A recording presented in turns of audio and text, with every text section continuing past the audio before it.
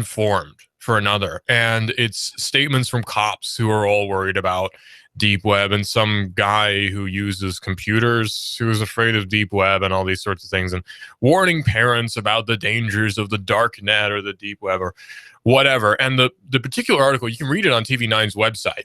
It was actually linked to me by a good friend of mine, and it was too funny that I couldn't not talk about it.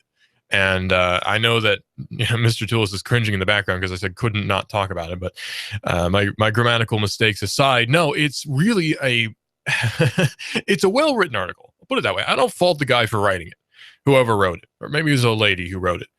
But the way it was written and the information that's in it is really funny, because it's really like scare tactic. It's just, oh boy. So we're going to dig into it and find out with a little bit of my expertise, I guess, my experience, what is deep web anyway, and what is darknet anyway, and is there even a difference? No, there's not. All right, so let's start out.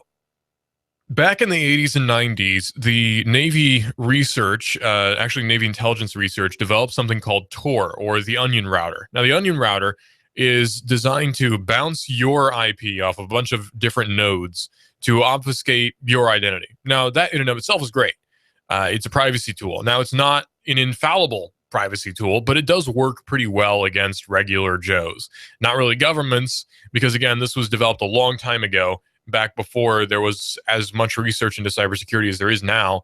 And it's an antiquated technology, but it does work sometimes against, say, companies or less advanced governments, like, say, the Iranian one, where journalists in Iran might want to access websites here in the States, so they'll use Tor to access those websites. And that's done by quite a few people. Actually, I've read about China doing the same sort of thing, Chinese people doing the same sort of thing to access different websites. It makes it appear as though you're connecting from a completely different place than where you actually are connecting. And it's great. It's a great tool. The side effect of that is there are websites called .onion domains, and you connect to those with the Tor browser exclusively, and those contain different content. Now, the misconception is that all of that content is just bad and wrong and evil, and it's selling drugs and human trafficking and selling passports and guns and hitman services and what have you. Well, okay.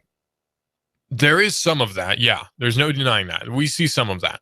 But also that happens on the ClearNet anyway. And by ClearNet, I mean your regular www.com sort of website, like Google or whatever.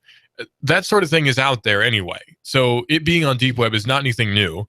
Also, it's not like it's untrackable, because it's not.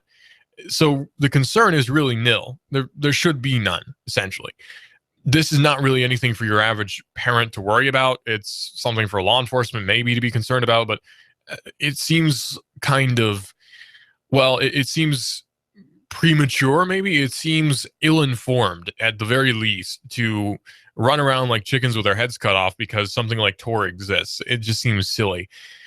One analogy that was made in the article was the iceberg analogy, which we keep seeing, which is wrong too.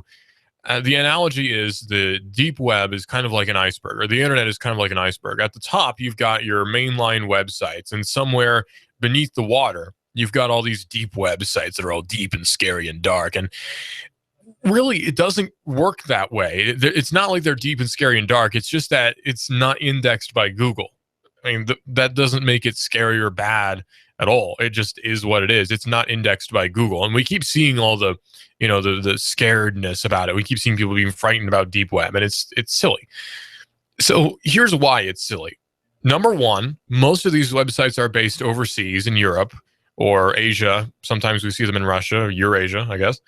And number two, these websites generally, when you're buying things, deal in Bitcoin. So unless your kid has a lot of Bitcoin with which to buy a really expensive handgun from the UK and a fake passport, then it's probably not anything to concern yourself with. The inconvenience you would have to go through to buy something illegally on Tor is just not worth it to your average person who wants to commit a crime. Now, yeah, there might be human trafficking going on. I've not seen evidence of that personally. I've not, and I've been on deep web for a while.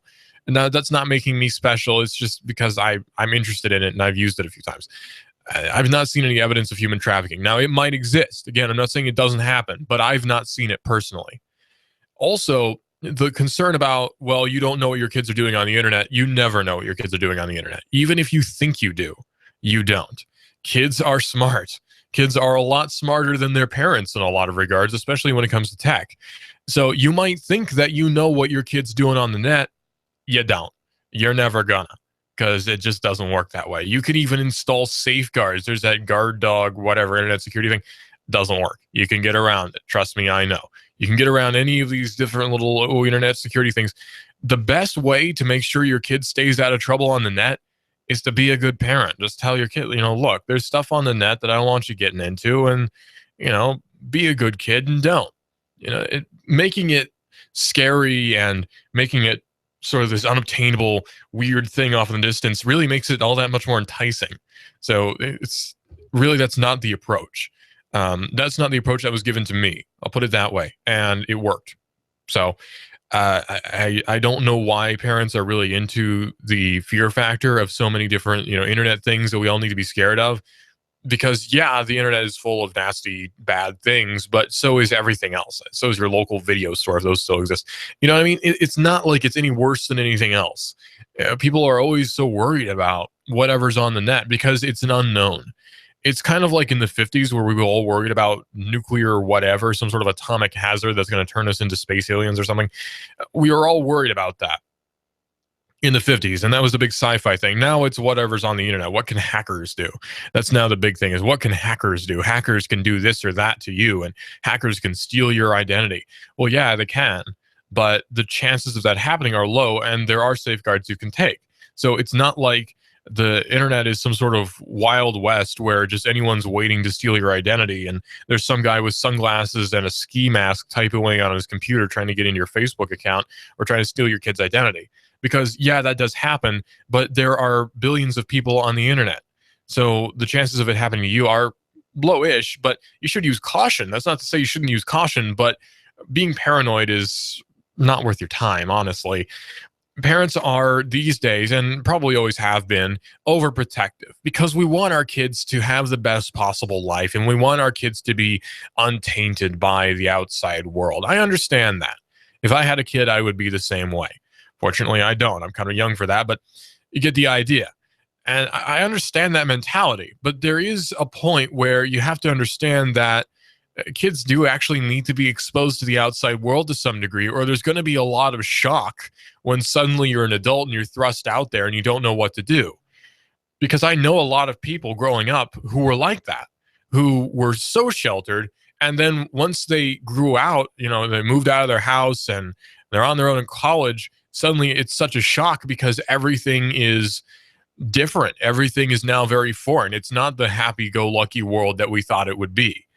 Fortunately, I wasn't raised that way, so I wasn't exposed to that, but there is such a thing as overprotection. And we see a lot of stories on news media that's very scare tactic inducing. It's very, ooh, let's all be afraid of the internet. And it seems so, it's just so immature, really. That whole approach is just so immature, and it's so non-journalistic. It's just scare stuff. It's just, ooh, look at the internet. It's stuff we don't understand. Look how scary it is. One quote that came out that of that particular article I read that I thought was particularly funny was one cop, who I don't think they named actually in the article. One cop said, yeah, I can see a reason why someone might be on the deep web, but I don't see any reason why anyone would want to be on the dark net. Now, we need to understand we need to understand some terminologies here. Deep web is what's usually referred to as the internet that's not indexed by Google, essentially. That's what deep web is. Darknet is a media made-up term that doesn't actually refer to anything that I'm aware of, other than just it's a scarier term for the deep web. And it gets thrown around, and it refers to just that, just like deep web stuff. And again, it's such a scare tactic thing. It's such a made-up thing.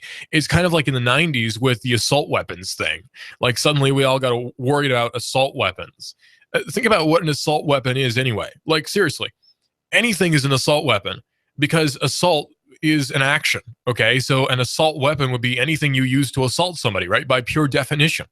Except there's sort of a media definition was a little bit different. There's even a legal definition on the books, which is even more different than that and varies from state to state. So it's the same sort of idea where we're just throwing out terms and hoping that people are worried and will watch our TV stations more to give us better ratings. Now, I'm not accusing the particular TV station which posted this story of doing that, because I know some of the guys who work there and they're all good people. But there is some there's a lot of misguided journalism out there, and there's a lot of misguided people out there. And that's why I'm here, because I've been there. You know, I used to be the guy who was worried about all the dangers of the internet for a little while, and then I got smarter. And I can tell you that, yeah, the internet is kind of a weird, scary place, but it's not like it's any worse than anything else. People act like the internet is just full of debauchery and the most malicious people you ever see. And yeah, it is, but it's also full of some really great people. It's regular people. It's people. You know what's on the internet? People. And so the internet is pure, unadulterated humanity. All the good parts and all the bad parts. That's what it is. It's unfiltered humanity. And you can either take it or leave it. You can say, well, you know, there's a lot of great resources on the internet, but I should be careful because there's some stuff that's not so great. Or we can say, well, you know what? The good doesn't justify the bad, so I'm never going to access the internet ever. Those are the two approaches which we can take. And it's up to you. You can do what you want. I'm not going to tell you one way or the other, but I'll say that what I do is I use the internet extensively, and I've learned a lot because of it. It's a great resource for a lot of stuff. And there are a lot of interesting sites on deep web too. Now, let's be honest about deep web, okay? If we're talking about .onion sites on deep web, which can only be accessed through the Tor browser, let's be a little bit honest about it. They aren't very useful. I'm serious. It's very Web 1.0. There's not a whole lot there. It's cool, yeah, but it's not very useful either. You'll see forums a lot that are about, you know, conspiracy, whatever. I hate to throw out the term conspiracy theory because that's such a, you know, as another media made up. Actually, it's an FBI made up term. If you want to read into it, it actually is an FBI made up term. Conspiracy theorist is, but no, it's a lot of stuff like that that you would normally associate with those types. And I'm not knocking that. If you're into that, cool. But there's a lot of that on deep web because you get this feeling of anonymity, which you do kind of have.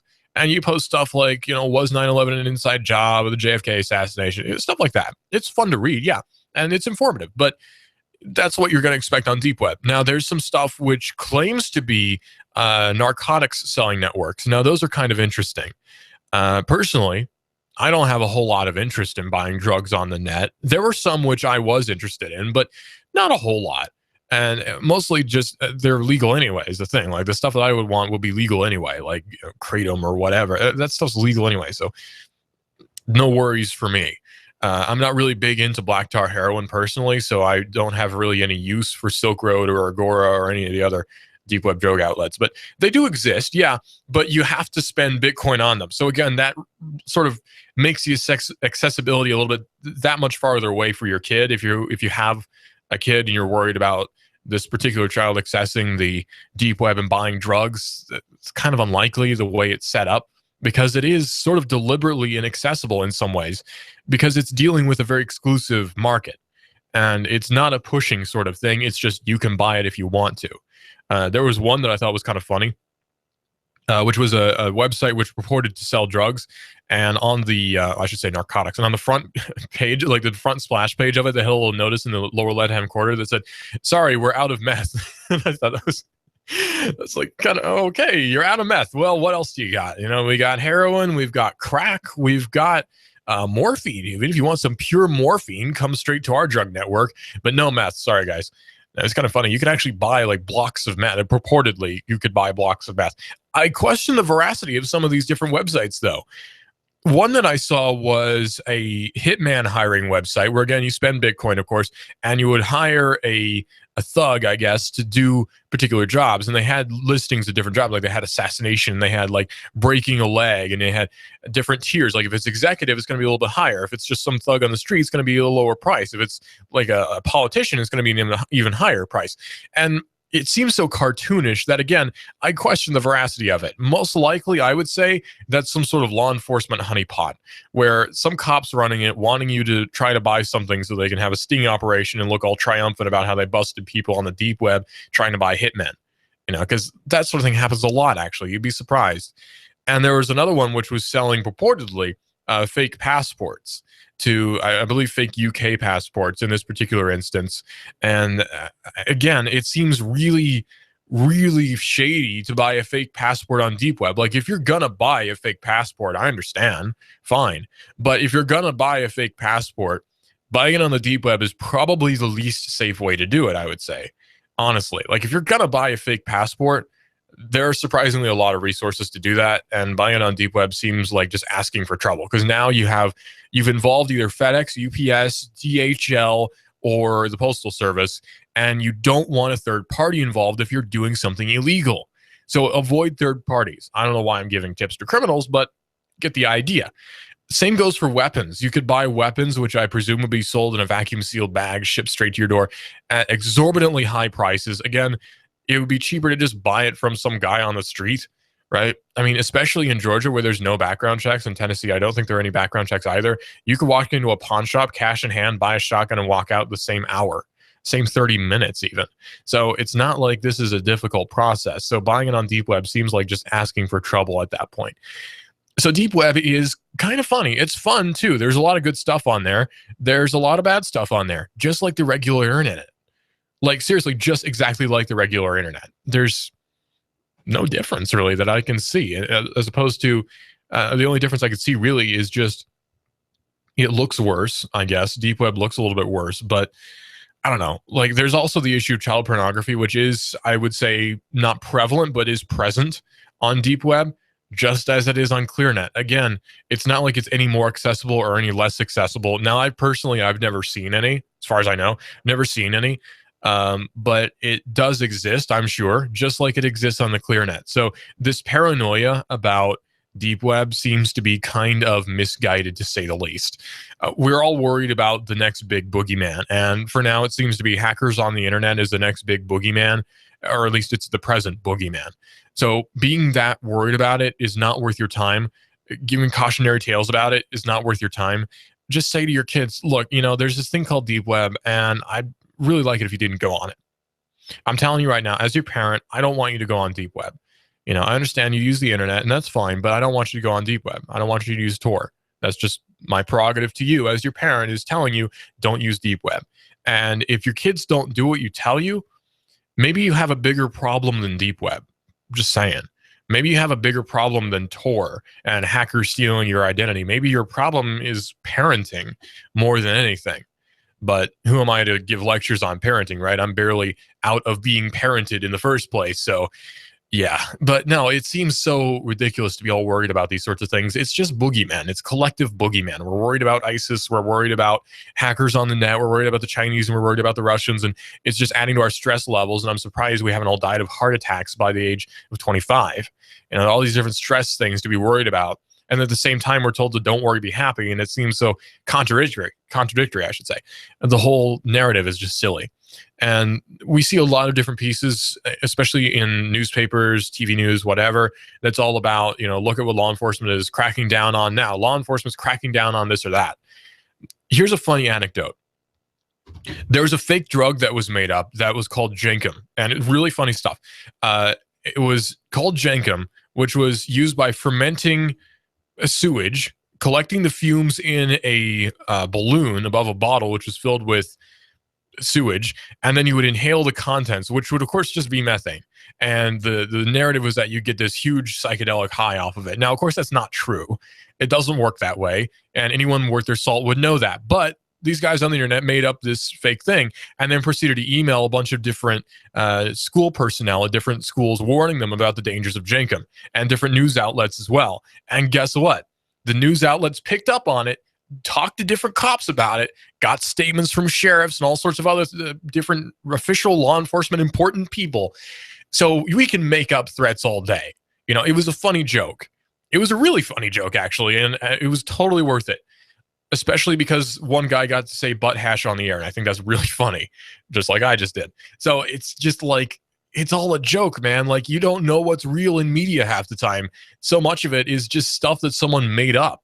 And it's funny, actually. It's really funny. So I guess the moral of the story here is watch out for yourself. Don't rely on law enforcement or media personnel or other third parties to watch out for you, because the best way to do things is to avoid third parties and be self-sufficient in some ways. And one of those ways is to do your own research. This is Hot News Talk Radio, AM 1240, and hotnewstalkradio.com. More of this is coming up in about 5 minutes here on Hot News Talk Radio, and Clutch Keon Rose is up from 1 to 2 here on Hot News Talk Radio, AM 1240. This is a mob mode. This is the mob mode.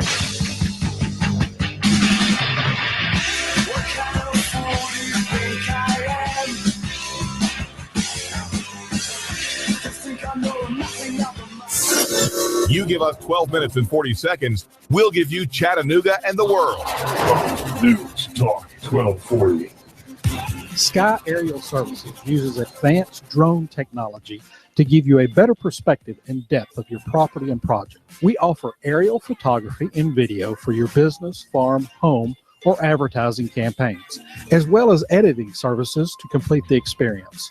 Call us at 423-521-0284 and see how we can help you tell your story about your business, property, or project. We work with real estate professionals, both commercial and residential, developers, engineer inspectors, surveyors, ad agencies, auto and boat dealers, mapping services, insurance inspectors, corporate marketing, charity events, weddings, and photographers. Our consultation is free. Call 423-521-0284. That's 423-521-0284, or visit our website, skyaerialservices.com. Sky Aerial Services. The sky is our limit. Here you are, working to keep your customers happy and to manage your cash flow. IRS problems are the last thing you need, but here they are, flapping about you like vultures. Get help from Eric Pelton and his team of accountants at E.J. Pelton Company.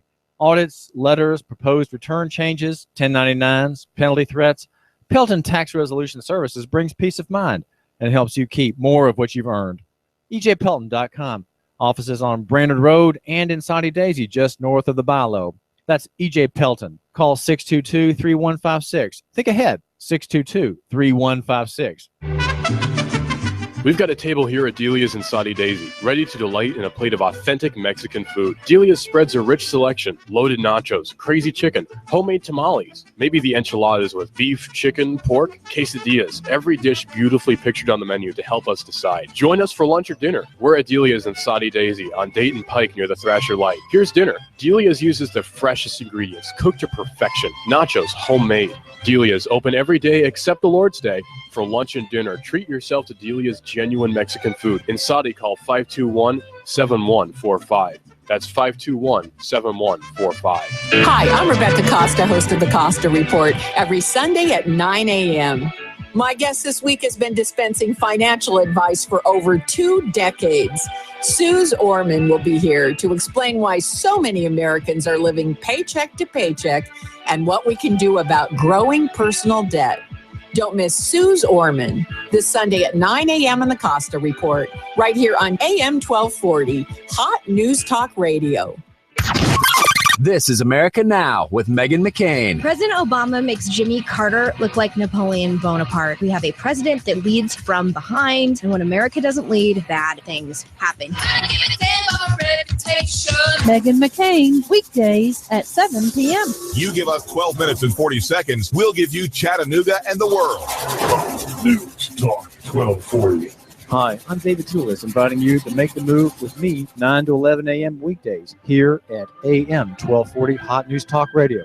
The David Tulis Show, featuring Nooganomics.com for Chattanooga and beyond. 9 to 11 a.m. weekdays. Hot News Talk 1240. Fox News Radio. I'm Lillian Wu. The masked militant heard in execution videos may be dead, killed in Syria. Right now, the Pentagon isn't saying Jihadi John was in fact killed in this drone strike until its teams have finished assessing the bomb site and have confirmation. But a senior U.S. defense official tells Fox News they're 99% sure that the strike killed the ISIS frontman. Fox's Garrett Tenney, a uniformed Secret Service officer, waiving a hearing after being charged with trying to solicit a 14-year-old girl for sex. Lee Robert Moore charged separately with attempted transfer of obscene material to a minor. This is the latest embarrassment for the Secret Service. After a probe into agents driving into security barricades after drinking, also a number of intruders making it over the White House fence. Fox Radio's Rachel Sutherland. And retail sales inching upward in October, led by online shopping. Fox News, we report. You decide.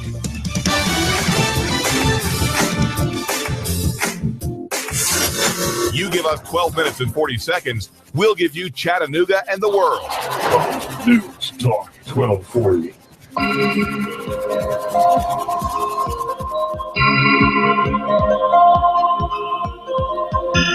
Something that I learned from being a kid is you can get pretty much anything on the news. In fact, you can manipulate a lot of different people in a lot of different ways just by sending some emails, actually. And it has been done, and it can be done, and it will be done again. And I'll give you some examples of that because they are too funny to not share. Well, I need to mention that this show is brought to you by Rick Davis Gold and Diamonds. Specifically, Fox News is brought to you by Rick Davis Gold and Diamonds, where you can get cash. Get top dollar for your gold and silver from Rick Davis Gold and Diamonds. He's at 5301 Brainerd Road. Cash over at Rick Davis Gold and Diamonds on 5301 Brainerd Road. Now, you can get pretty much whatever you want on the news. There's a series of prank calls that are pretty famous for being just that. Guys getting on the news and then saying ridiculous things and getting away with it. I'm not going to mention the name of the show they're affiliated with, but you can probably guess. Yeah, people can get on the news super easily. And it's really funny. But on the other hand, as a news person myself, it does make me kind of annoyed when I see that this can happen, which makes me more guarded. And I think it's good for me to be more guarded. And perhaps other news agencies should be as guarded as maybe I like to pretend that I am. Here's the deal. Here's the dealio in his house, as it were. What happens a lot of the time is you can call into a TV news station and say, I'm so-and-so, and I'm very important, and I need to go on the air, and we're going to talk about this or that, and they'll let you on. One thing in particular is you can call up a news station, say there's a big disaster going on, and say that you are the fire chief at such and such, and you can probably get on. I've seen it happen more than once. I know people who have done it more than once. It's not hard, actually. So confirmation is very important when putting people on the air. And unfortunately, some news stations don't learn that. And I'm not even talking about local ones. I'm talking about big news stations like Fox and CNN and CNBC and all these other big ones that haven't learned that lesson yet for some odd reason.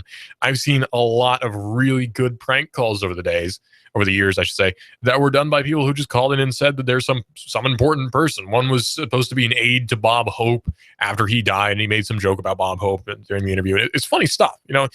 I like to think I've got a decent sense of humor, so I can see a joke in pretty much anything. Sometimes that doesn't work in my favor. And I do admit that those calls are really funny.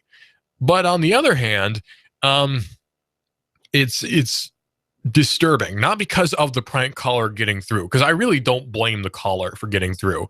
I blame whoever's on the staff for not catching that it is a prank caller going through. There's a lot of research that has to be done in journalism. There's a lot of research that has to be done in broadcasting. It's not just write up a story and go on the air if you're going to be, say, a news director or whatever. There's a lot of research that goes into it too to make sure that this is accurate, that's accurate. All this stuff corroborates. We get different statements from different people. You can't be lazy about it, as much as maybe we want to be lazy about it, because frankly, I tend to be kind of a lazy person. But when it comes to news, I take it seriously, and you can't be lazy. You really can't be, because then people don't get well informed. And when people aren't well informed, you have an uninformed public, and you don't want that, do you? Well, maybe you do. Maybe you're one of those sickos who likes people to be dumb. But anyway, so one of those examples was a fake drug that someone made up. A bunch of guys on the net made up, and then pushed it on a news station, and the news station actually totally believed it. And it was really funny. It was hilarious, but it also just displayed the lack of research on the side of these journalists, because had they done a quick Google search of this particular fake drug, which somebody made up, they would have discovered that it was a fake drug, which a bunch of guys on the internet made up, called Jenkem. And it was funny. Like for me as a kid watching that, it was really funny. But growing up, now that I'm an adult and I watch that, and I get, on the one hand, I still see the funny side of it because it is really funny. But also, I feel bad for the journalist or the anchor who read it, because the anchor is probably not responsible for doing the research. Some other guy who writes is, some copy editor. And on the other hand, I also feel bad for the editor who didn't do the research and potentially could get chewed out by his boss. And I also feel kind of silly for the cops who give out statements about this stuff that doesn't exist.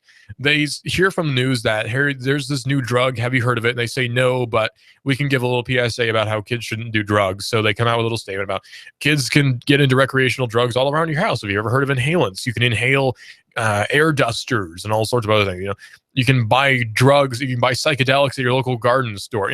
All of those statements that they'll come out with to feel good about themselves, and we move on. But the joke remains because now the journalists who made these jokes are going to be continuously ridiculed on the net for possibly the rest of forever. There's footage from back in 2007 that I've seen that's still funny today. And these journalists are probably still working today.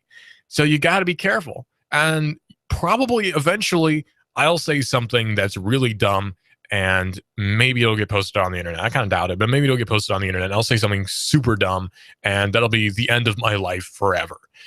Fortunately, that hasn't happened yet, as far as I know, but I feel bad for whoever it does happen to. But I do have a good sense of humor. So I would learn to laugh about it eventually after never leaving my house for a few weeks. Then I would learn to laugh about it.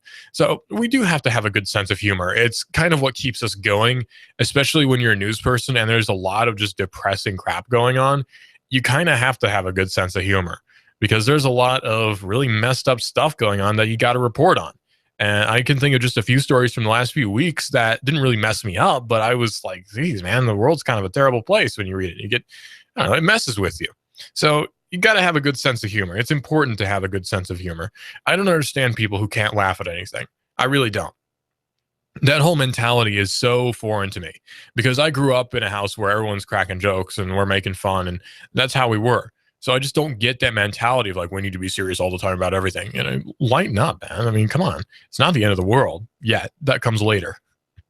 But no, anyway, Beats Music has shut down. Oh no, everyone is crying, I'm sure. Now, if you're not familiar, Beats Music was the music service which was launched by Apple, technically, because Apple bought Beats by Dre, and Dre made a ton of money. Now he's a major stockholder. I don't know if he's majority. I'm pretty sure he's not majority, but he's a major shareholder in Apple now.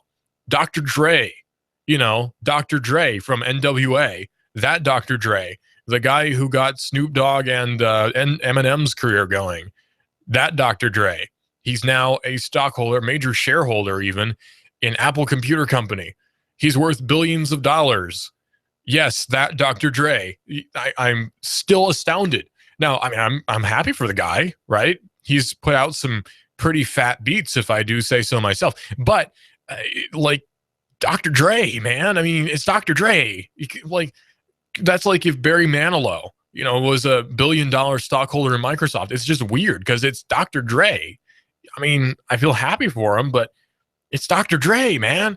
Well, Beats Music is going to be shut down. Now, if you remember, Apple bought Beats by Dre a while ago. In fact, I think it may have actually been this year. It was during winter, if I recall. So it may have been January, February of this year, or maybe it was December, September, November of last year. It was recently anyway.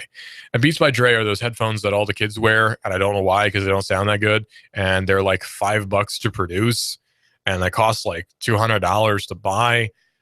Here's my tip from me to you, friendly pro tip. Don't buy those headphones. Buy any other pair of headphones. In fact, I can recommend a really good pair of headphones that are not that expensive. I'm wearing them right now. Ow, that hurt. They're Sony MDRs, and no, I'm not getting paid by Sony. I just think they're really good headphones. Sony MDRs are actually really good, decent headphones that have nice flat equalization, and music sounds great through them. They do have some bass thump, but you can also actually hear, you know, some treble going on. You can hear the hi-hats in your jazz if that's what you listen to, or you can hear the air horns in your dubstep. I don't know. You can hear good stuff is what I'm saying. So MDRs are a good set of headphones. Sennheiser tends to make pretty good headphones that are for the $200 level. If you're going to buy Beats by Dre for $200, you could spend that money on much higher end headphones from pretty much any other company. So I mean, if you want to buy Beats by Dre because you think they look good, hey, cool. I'm just saying, if you're into quality, like if you consider yourself like an audiophile or whatever, I would steer clear personally. But whatever, the kids like it. I don't know why. I never was into them. I thought they looked kind of silly too. But whatever. The Beats by Dre, man. I don't know what the deal is with the kids and their Beats by Dre and their rap music and them listening to their hip hop and their dubstep. Back in my day, we had Slick Rick and we had LL Cool J and who's this Eminem kid? That's how it was, man. But no, Beats by Dre. Apple bought the brand and came out with a platform called Beats Music, which was a subscription service where you could listen to music, kind of like Spotify or Pandora or the other one, kind of like those. What is the other one? There's Pandora and there's Spotify, and there's another one that people keep using, and I don't know what I can't remember what it is. Maybe I'm thinking of Group Shark. That went under. I don't know. I use Google Play Music because I just buy my music and then I stream it that way. But that's just me. But no, it's it's weird. Beats My Music was a music subscription service, and it's kind of gone under. So it's bound to happen now that Apple Music is available on Android. Apple is going to be shutting down its other music streaming service, Beats Music. The company will automatically cancel all subscriptions on November the 30th. And remaining users should move to Apple Music, they say. As a reminder, Apple Music offers all the flagships features of Beats. In particular, both services have human-curated playlists with recommendations based on your tastes and listening habits. And of course, there is a few new features in Apple Music like Beats One, deep iOS integration, and Connect Mini social network, iTunes support, and other stuff from Apple, because if you like Apple, you're into that. Something that I thought was funny, though, is when Beats Music launched, it had sort of its own weird sort of curated radio station type deal, internet radio. And this is going to sound weird, but I don't think internet radio is a bad thing, honestly, because we're on internet radio. I mean, we are on the TuneIn radio app, and we're on hotnewstalkradio.com. So it would be extremely hypocritical of us to say internet radio is killing radio, because it's really not. It's just the next step. And we happen to be terrestrial as well. But internet radio is really good stuff, and there's a lot of stuff on there that even I listen to. I'll admit I'm a turncoat. There's a lot of stuff on there that I listen to as well, and so don't feel bad. But the Beats One thing was really oddly executed, because they had like live DJs playing live playlists, and it was cool, but it seemed really contrived almost. Like it seemed like they were trying too hard, I guess. It was cool, but again, trying too hard. There's a fine line you got to walk. And it seems like for some reason, there is that sort of casualness that I look for in media, where it's really casual. It's not trying too hard. Like comedians who are trying too hard to be funny aren't funny to me. And then there's like anti-humor, which for some reason just is hysterical to me. I don't know why. There's a particular video I just thought of that I need to show Keon when I get off. But no, it's just, I don't know. It's weird.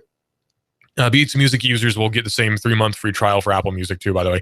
When Apple acquired Beats back in the day for $3 billion, the company got 3 different components: Beats speakers and headphones, Beats Music, and Beats Executives. Speakers and headphones are still available in the Apple Store, and the company is now even releasing new speakers with a Lightning port so that you can use those particular speakers with your Apple computer. And one very helpful comment from somebody on that particular article from TechCrunch says, my best friend's mom makes $83 an hour on the computer. She has been without work for 5 months, but last year, yada, yada, she went to a website, made a ton of money. There's a tip from me to you again. I see stuff like that a lot, where you see comments, and to me, it's obviously spam, but I realize that maybe other people aren't privy to that. You'll see comments a lot on like Facebook and different comment sections, especially we see it on Ars Technica for some reason, where people will comment and say, my wife's husband's brother's cousin made $400 last month because she works from home on her computer filling out surveys. And it's obviously fake, and I don't know why people fall for it, but for some reason, a lot of people do. There are a lot of internet scams out there. I mean, a lot. One key thing that we should all remember is if you don't feel comfortable with something, it's okay to walk away. I mean, really, you're not going to hurt anybody's feelings. If you don't feel comfortable with something you see on the net, you can just walk away or close the tab, to be honest about it. You can just walk away. It's okay. If you see a survey you don't want to take, don't take it. Don't feel obliged. No one's going to cry because you didn't take this particular internet survey. It's okay. The same goes for like stuff like different surveys and different ad things. And how do you feel about our website? And just take this quiz. You don't have to do that sort of thing. And another thing is, a lot of Facebook quizzes are only there to steal your contact information. I say steal. It's kind of a loose definition of steal because you give them permission to. You just don't realize it. But there's a lot of stuff on Facebook like quizzes and games and other such things, which are actually taking your contact information and selling it to ad sellers. So keep that in mind. I know a lot of people who will do these things like games and I took this quiz and found out that my crush is so and so, and it's all so contrived and childish, but for some reason people keep doing it. So just here to remind you, friendly reminder, don't take quizzes on Facebook. Just word of the wise, don't take quizzes on Facebook. And I would say avoid Facebook games anyway, because they're not that fun. Honestly, they're really not that fun. And the quizzes are dumb. Seriously, the quizzes are really dumb. It's just like, what's your favorite color? What day were you born? Going based on this information, we can say that your crush is so-and-so. And sometimes it doesn't even ask you questions. You hit a button and it says, your best friend is this person, because it realizes that you've sent 3,000 messages to this person and only 200 something to the other people. So it can gauge that. So avoid Facebook apps and Facebook games and Facebook quizzes and all these different things. Just avoid them. Just avoid them. Just avoid them. They're not any good. They're wasting your time, and they're making a fool out of you, quite frankly. So just avoid it. Hey, remember when Happy Birthday, the song Happy Birthday, which I can't sing because I might get sued, went into public domain? Well, it might actually not have. Again, in September, a judge ruled that music licensor Warner Chappell didn't actually own the copyright to Happy Birthday, you know, the song we all sing at everyone's birthday parties. The question now seems to have become, who does? A charity called the Association for Childhood Educational International has now stepped forward to say that if Warner loses the copyright, it should become the rightful owner. Earlier this week, the ACEI filed court papers asking to intervene in this copyright dispute. The ACEI has been receiving 1/3 of the licensing revenue Warner generates from Happy Birthday, estimated to be around $2 million a year. The charity is the sole shareholder of the Hill Foundation, a organization set up by song author Patty Hill and her sister Jessica Hill, I assume, to collect royalty revenue from the song. Royalty payments from Happy Birthday represent a substantial portion of the organization's yearly budget, it says. It's now likely that applicants are these valid owners of the copyrights to the song, and none of the current parties are able to adequately represent applicants' requests, wrote ACEI lawyers. A filmmaker filed suit to challenge the validity of Happy Birthday copyright back in 2013, and in September, U.S. District Judge George King ruled that the Hill sisters never transferred any rights to Summy Company, a music publishing company later acquired by Warner Chappell. King didn't invalidate the copyright altogether, although he expressed doubts whether the Hill sisters actually wrote the song at all and when they wrote it. The Hills are widely acknowledged to have sold a song with similar lyrics called Good Morning to You to Summy Company back in 1893. And I don't think the Hill sisters are still alive, by the way. While King definitively nixed Warner's claim to Happy Birthday, the song is not in the public domain. As TechDirt, which first reported the ACEI filing points out, the song is instead kind of an orphan work now. So even though it should really be in public domain, it's not for some reason. Why not? There's a huge archive, by the way, of songs and music, or music's our songs, right? Movies, literary works, all these sorts of things, which are actually public domain. Go to archive.org. You can see tons and tons of stuff, which you can download for free legally, too. Even radio shows, all sorts of different things are on archive.org, and you can actually download them. In fact, there are even video games you can download that are in public domain, which are in public domain. So it's not like there's any shortage there of public domain content on the internet. And for some odd reason, Happy Birthday is not one of them. And I want to point out something that I think transcends copyright law, which is the idea of maybe a social public domain. You know the lyrics to Happy Birthday, right? You know, the song Happy Birthday, which we all sing at everyone's birthday, but in movies, they can't sing that because of a supposed copyright. So they sing He's a Good Jolly Good Fellow, which no one does in real life, by the way, or they just cut away or whatever. We all know the lyrics to the Happy Birthday song, though, right? Like, we all know the tune. You can probably play it on piano. We all know the Happy Birthday song. So it may as well be public domain, right? If we all know it, it kind of is public domain, isn't it? I mean, yeah, maybe there's no legal standing for that, but in terms of our minds and in terms of social sharing of items, it kind of is public domain. Kind of like Star Wars is sort of a social public domain where we've all seen it, and maybe Fox Home Video still owns the copyright to distribute it on home video, but we all sort of share and know and watch Star Wars despite all that, right? It's sort of a social public domain. There's different ideas which are in sort of a public domain. Like maybe Marx's Communist Manifesto is copyrighted. I don't know. Maybe it is, which would be kind of ironic if it was, but we all are familiar with it, right? It's even published on the internet, even if there is some sort of copyright claim to it. There's all sorts of little ideas and all sorts of little things which are public domain despite not actually being legally public domain. Little phrases which have been copyrighted. There's little catchphrases, little slogans which have been copyrighted. Like even advertising campaigns where we're all sort of just familiar with it. Like Hawaiian punches, you know, you want a Hawaiian punch and the little cartoon guy punches you. We're familiar with that. And it sort of is a social public domain that's kind of separate from the legal public domain. And the funny thing is, even though everyone knows it, and the Happy Birthday song, I think, is sort of the pinnacle of this idea, even though everyone knows it, there's some judge somewhere and some guy in an office who will sue you because you sang it. It could happen. And that's such a weird idea to me. The whole copyright system is kind of broken anyway. It was never actually meant to be the way it is today. Same goes for the patenting system. The copyrights were meant to expire much sooner than they do now. If I remember correctly, it was like 2 years where you had an exclusivity period and then something fell into public domain. And it's not like public domain is some socialist weird idea. It's really a free market idea. Public domain is totally fine. And for some reason, a lot of companies become very averse to it. I mean, we know why. It's to increase profits. And that's fine. But it seems kind of, well, silly that we keep falling back on this really bastardized copyright and patenting system that is not meant to be the way that it is now. It was never meant to be the way that it is now. In fact, the US back in the day, I mean, way back in the day, the 1800s, was known as sort of a weird piracy haven in terms of book and music and whatever piracy back then, where sheet music would be copied and shared and they wouldn't make profits off of it. And books would be copied and shared and the companies wouldn't make the profits off of it if it was a British company. And it's kind of funny because it used to be the United States was a haven for that. And now it's become sort of the opposite, where the US is cracking down on copyright infringement more than anything and acting like copyright infringement is a real criminal thing as opposed to a civil problem like it actually is.